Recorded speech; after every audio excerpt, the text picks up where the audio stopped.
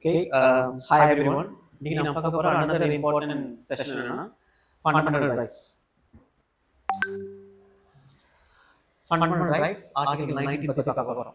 Prelims examல very important topic தான் இந்த topic. இந்த டாபிக்ல நம்ம ஒவ்வொரு ரைட்ஸ்க்கான மீனிங், அதோட கான்செப்சுவல் அண்டர்ஸ்டாண்டிங் நீங்க கிளியரா புரிஞ்சு வச்சுக்கணும். அப்பதான் இதுல ரிலவென்ட்டா இருக்கக்கூடிய क्वेश्चंस என்ன பண்ண முடியும், நம்ம ஆன்சர் பண்ண முடியும்.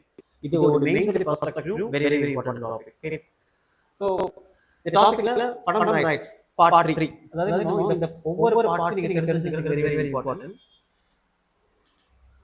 இந்த ஃபண்டமெண்டல் ரைட்ஸ் பாத்தீங்கன்னா நம்ம இந்தியன் கான்ஸ்டிடியூஷன்ல பார்ட் 3 ல இருக்கு.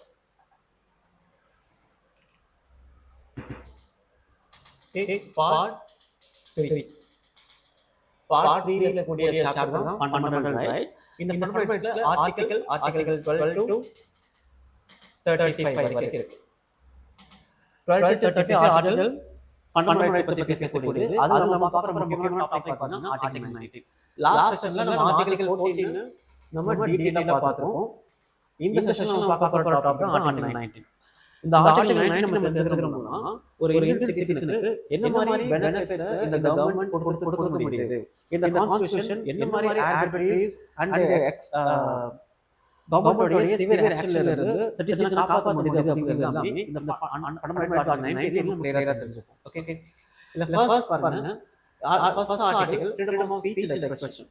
நம்மளுடைய தாட்ஸ், நம்மளுடைய வேர்ட்ஸ் என்ன பண்ண முடியும்னா நமக்கு பிடிச்ச வேலையில எக்ஸ்பிரஸ் பண்ண முடியும். அப்படி எக்ஸ்பிரஸ் பண்றது மூலமா நம்மளுடைய குவாரிஸ், நம்மளுடைய டிமாண்ட் என்ன பண்ண முடியுது, கவர்மெண்ட் கொண்டு போக முடியுது. அப்படி கொண்டு போகிறது மூலமா நமக்கான தேவைகளை என்ன பண்ண பூர்த்தி பண்ணி கொடுக்குது. இதான் fundamental rights very first case.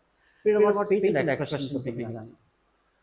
Next freedom of assemble peacefully and without arms. நம்ம பேசுற விஷயம் கிடைக்காது. அப்ப என்ன பண்ண வேண்டியது, நம்ம ப்ரொடெஸ்ட் பண்ண வேண்டியது. அப்படின்னா அந்த ப்ரொடெஸ்ட் எப்படி இருக்கணும், பீஸ்ஃபுல்லா இருக்கணும் அண்ட் வித்அவுட் கன்ட்ரோல் இருக்கணும். அப்ப பீஸ்ஃபுல்லா நம்ம ப்ரொடெஸ்ட் பண்றது மூலமா நம்ம டிமாண்ட் என்ன பண்ண முடியும், ஸ்டேட்டை கொண்டு போய் ஸ்டேட்டை பிரஷர் பண்றது மூலமா அந்த டிமாண்ட் நீங்க என்ன பண்ண முடியும், நம்ம சாட்டிஸ்ஃபை பண்ணிக்க முடியும்.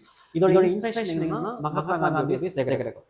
அவருடைய இன்ஸ்பிரேஷனால தான் நம்ம அந்த ப்ரொடெஸ்ட் அப்படிங்கிறது பீஸ்ஃபுல்லா இருக்கணும், ஹானஸ்டா இருக்கணும், டிரான்ஸ்பரண்டா இருக்கணும், எஃபிஷியன்ட்டா இருக்கணும். இந்த மாதிரி ஹிஸ்டாரிக்கல் இன்ஸ்பிரேஷன் என்னன்னு இந்த மாதிரி ரைட்ஸ் நம்ம ஃபாலோ பண்றோம். Okay. Next freedom from form of association, union or cooperative society.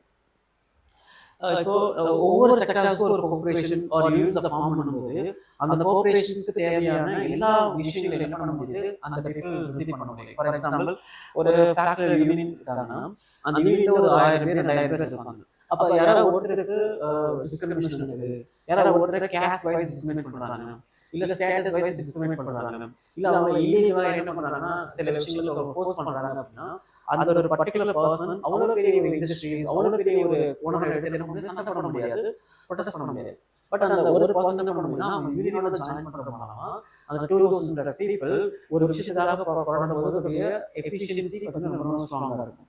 ரிசல்ட்டும் நம்ம நினைக்கிற இடத்துல ஆக்சஸபிளா இருக்கும். ஃபார் எக்ஸாம்பிள், இப்போ நம்ம போலீஸ் புடிச்சு போயிட்டாங்க, பட் எதுக்கு புடிச்சு போனாலும் யாருக்குமே தெரியாது அப்படின்னா அந்த ஃபேமிலி மெம்பர்ஸ் போய் கேட்கும்போது ரெஸ்பான்ஸ் வராமல் இருக்கலாம். பட் அதாவது யூனியன் போய் கேட்கும்போது என்ன இருக்கும், ரெஸ்பான்ஸ் கண்டிப்பாக கொடுத்தாங்க. இதுதான் அந்த பவர் ஆஃப் யூனியன் அப்படிங்கிறது. Next freedom to move freely throughout India. India முழுக்க ஜம்மு காஷ்மீர், தமிழ்நாடு அண்ட் குஜராத் டு அருணாச்சல் பிரதேஷ் வரைக்கும் என்ன பண்ண முடியும், நம்ம ஃப்ரீயா மூவ் பண்ண முடியும். அப்படி ஃப்ரீயா மூவ் பண்ற மூலமா இந்தியாவில் இருக்கக்கூடிய அந்த ஹிஸ்டரி, கல்ச்சர், ட்ரெடிஷன்ஸ் எல்லாமே தெரிஞ்சுக்க முடியும். இதெல்லாம் தெரிஞ்சு மூலமா இந்தியாவுடைய அந்த வர்த், அதோட வேல்யூ நம்ம புரிஞ்சுக்க முடியும். இதெல்லாம் என்ன பண்ணா நம்ம ஃப்ரீடம் மூவ்மெண்ட் கொடுத்துருக்காங்க. அந்த மூவ்மெண்ட் மூலமா வந்து த்ரூஅவுட் இந்தியா முழுக்க டிராவல் பண்ண முடியுது. இது நம்முடைய முக்கியமான rights. Next freedom to reside and settle in any part of India.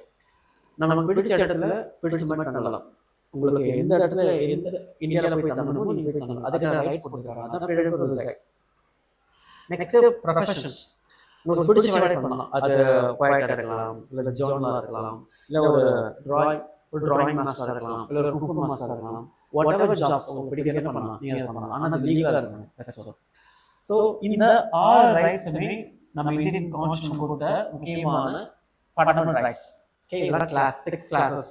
இது எதுல வருதுன்னா ஆர்டிகல் 19 ல வருது. ஓகே, இதெல்லாம் பார்க்க முக்கியமான 6 கிளாसेस. பட் இந்த ரைட்ஸ் எல்லாமே அப்சல்யூட் கிடையாது. இது எல்லாத்துக்கும் ரெஸ்ட்ரிக்ஷன் இருக்கு. ஏன்னா அந்த ரைட்ஸ் எல்லாமே நம்ம அப்சல்யூட்டாக ஃபாலோ பண்ண முடியுமான்னு கேட்டால், ஃபார் எக்ஸாம்பிள் இந்தியாவில் நம்ம எங்கேயாலும் போக முடியும் அப்படின்னா பிரைம் மினிஸ்டர் ஆஃபீஸ்க்கு பிரசிடென்ட் ஆஃபீஸ்க்கு போயிட முடியாது. சில லிமிடேஷன்ஸ் இருக்குது, ரெஸ்ட்ரிக்ஷன்ஸ் இருக்குது. அதில் என்ன பார்க்கலாம். First, sovereignty and integrity of India. நமக்கு ரைட்ஸ் இருக்கு, நம்ம பேசுகிற ரைட்ஸ் இருக்கு, நம்ம மூவ் பண்ணுற ரைட்ஸ் இருக்கு, வேலை செய்கிற ரைட்ஸ் இருக்கு, செட்டில் ஆகிற ரைட்ஸ் இருக்கு. பட் இந்த ரைட்ஸை என்ன பண்ணக்கூடாதுன்னா நம்மளுடைய கண்ட்ரியோடைய சாவரனிட்டி, இன்டெகிரிட்டி, யூனிட்டி, டைவர்சிட்டி இதுக்கு அகைன்ஸ்டாக இருக்கிற மாதிரி யூஸ் பண்ணக்கூடாது.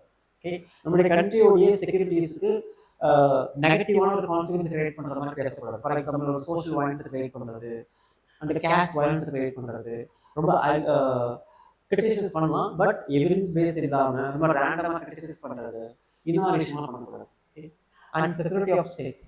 உங்களுடைய ஃப்ரீடம்ஸ் அப்படிங்கிறது இன்னொருத்தரை டிஸ்டர்ப் பண்ணாத வரைக்கும் அதான் உங்களுடைய ஃப்ரீடம். இன்னொருத்தர் டிஸ்டர்ப் பண்ணிடுச்சு, அந்த டிஸ்டர்ப் பண்ணுற மூலமாக ஒரு சோஷியல் இன்செக்யூரிட்டிஸ் கிரியேட் ஆகுது. அதனால யாரும் பாதிக்கப்படுறாங்கன்னா உங்களுடைய ஃப்ரீடம் வந்து இன்வேலிட் ஆகிடும். ஓகே, அப்போ உங்களுடைய ஃப்ரீடம் மூலமாக உங்களை பெனிஃபிட் பண்ணுற மாதிரியும் சொசைட்டி பெனிஃபிட் பண்ணுற மாதிரி தான் நீங்கள் நடத்துமே தவிர அதுக்கு நீங்கள் ஆப்போசிட்டாக பிஹேவ் பண்ணும்போது என்ன ஆகும், அது உங்களுடைய ஃப்ரீடமை உங்கள்கிட்ட இருந்து எடுத்துட்டு உங்களை பனிஷ் பண்ணக்கூடிய இடத்துல கொண்டு போய் விட்டுரும். Okay, next decency and morality. உங்களுக்கு பேசுறதுக்கான உரிமை இருக்கு, இந்தியா முழுக்க சுற்றுறதுக்கான உரிமை இருக்கு, பிடிச்ச வேலை செய்யலாம், பிடிச்சபடி உங்களுடைய லைஃப் நீங்கள் கட்டமைச்சிக்கலாம். ஓகே, பட் அதுக்காக ஒருத்தர் என்ன வேணாலும் பேசலாம் அப்படிங்கிறதும், அவங்களுடைய டிகினிட்டி கொலாஸ் பண்ணுற மாதிரி, உங்களை ரெஸ்பெக்டாக பிஹேவ் பண்ணுற மாதிரி, அவங்களுடைய வேல்யூ ரொம்ப மோசமாக கிரிட்டிசைஸ் பண்ணுற மாதிரி, இந்த மாதிரி விஷயங்கள் எல்லாமே எதுக்குமான ஒரு சயின்டிஃபிக் பேஸ் எவிடன்ஸ் இல்லாமல் நம்ம பண்ணோம் அப்படின்னா அது என்ன ஆகும்னா ஒரு பர்சனல் டிகினிட்டி, டீசென்சியை டிஸ்டர்ப் பண்ணுற மாதிரி ஆகிடும். ஒரு பர்சனல் டிகினிட்டி அவங்களுடைய ரெஸ்பெக்டை கொலாஸ் பண்ணுறதுங்கிறது அகெயின்ஸ்ட் தி கான்ஸ்டிடியூஷன் ஆர்டிகல் 21.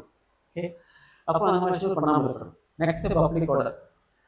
இப்போ ஃப்ரீடமாக மூவ் பண்ணக்கூடிய பாசிபிலிட்டிஸ் இருக்கலாம். ஆனால் சில இடத்துல ஃபார் எக்ஸாம்பிள் 144 ஒரு இடத்துல ஒரு கலெக்டர் ஆஃபீஸோ இல்லை ஒரு டிஸ்ட்ரிக்ட் ஆஃபீஸோ இல்லை ஏதாவது ஒரு ஸ்டேட் கவர்மெண்ட்டோ இல்லை சென்ட்ரல் கவர்மெண்ட்டோ ஒரு இடத்துல போகக்கூடாதுன்னு பேன் பண்ணால் அந்த இடத்துல போகக்கூடாது.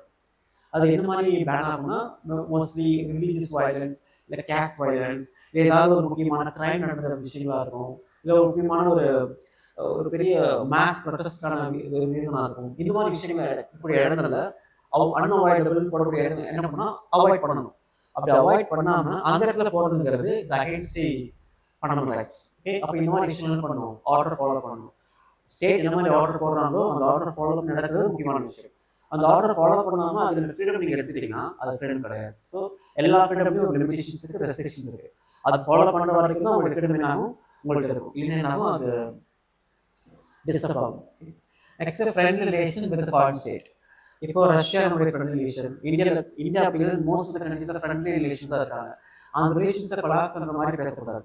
ஃபார் எக்ஸாம்பிள் ரஷ்யா அகேன்ஸ்டாவோ இல்லை யூஎஸ் அகேன்ஸ்டாவோ இல்லை நெய்பரிங் கண்ட்ரீஸ் அகேன்ஸ்டாவோ உங்களுடைய ஸ்பீச் இருக்கக்கூடாது. ஸ்பீச் இருக்கும்போது என்ன ஆகும், அதனுடைய கண்ட்ரியோட ஸ்டேட்டஸ் என்ன பண்ணுவோம், இன்னொரு கண்ட்ரியோட ஸ்டேட்டஸ் டிஸ்டர்ப் பண்ணுற மாதிரி இருக்கும். ஸோ அந்த மாதிரி ஸ்பீச், அந்த மாதிரி ஆக்ஷன்ஸ், அந்த மாதிரி ஆக்டிவிட்டீஸ்ல இன்வால்வ் ஆகாமல் இருக்கிறது முக்கியமான லிமிடேஷன்ஸ்.